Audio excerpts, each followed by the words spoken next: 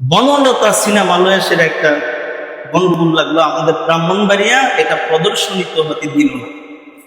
কেন দিল না? সিনেমা চলবে সিনেমা হলের মধ্যে, জোরে ঠিক কিনা? সিনেমা হলের মধ্যে সিনেমা চলবে।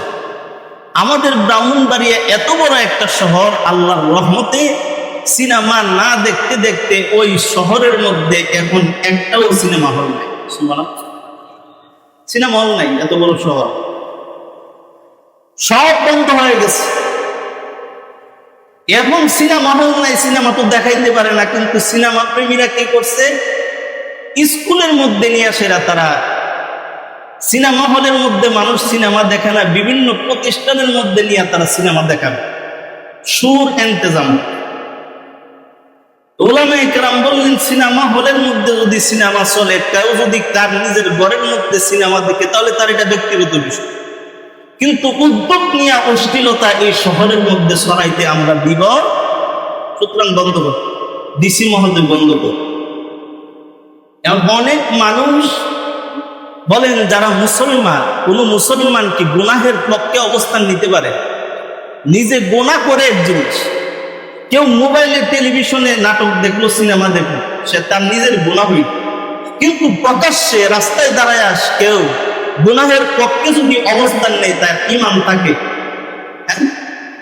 তাহলে মুসলমান হয়ে অনেক মুসলমান, বিশেষ করে রঙিন ফাঁকানা সে দাঁড়ায় গেল, কেন সিনেমা চলতে দিবে না? এটা মানুষের বাক স্বাধীনতার উপর আছে, সে গুনাহের পক্ষে অবস্থান নেই। কেন বললাম এটা? নফসে আম্মারা হলো এমন যে নিজেও গুনাহ করে মানুষকে আরো গুনার দিকে উৎসাহিত করছেনি। বলেন, নিজে কোনা নাটক সিনেমা দেখে, এতে সিনেমা দেখছে কয়েকদিন আগে পত্রিকার মধ্যে আসছে, সিনেমা হলের মধ্যে যায় সিনেমা দেখছে, আবার সিনেমা হলের পক্ষে মানববন্ধন করে।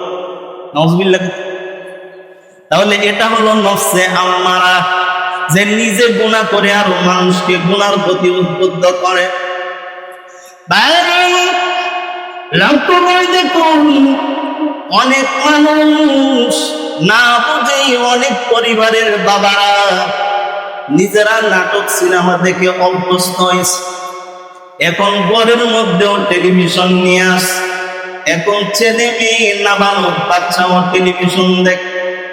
যদি ঘুম থেকে কি এলে বাবা নিজেও গুনাহ করলো, গুনার পরিবেশও তৈরি করে দিল। নফসে আম্মারা